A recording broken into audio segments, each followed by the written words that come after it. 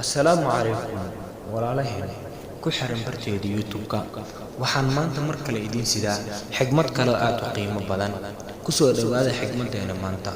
waxaad la yaaban tahay maalinta xanuunka badneed ee ku soo martay wax bahniyay jabin waxa ku dhiman burito waa maalin ku qaas ah amba waa maalin ku siyaadin doonto murugidii shalay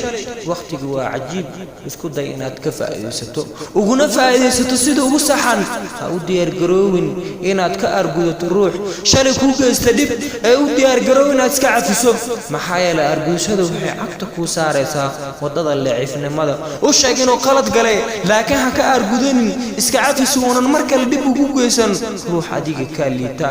mar waliba ku kalsoonaa naftaada qiimaha u sareeyo nolosha waa kalsoonida nafta lagu qabo ee tala shaarashada alle habaqan waliga mar walba alla tala saaro la tahsan inna allaha ma'ana mar walba waxa miciga iyo garabkaaga allahana baqan walaalkaygiyo wa salaamu alaykum wa rahmatullahi وبركاته.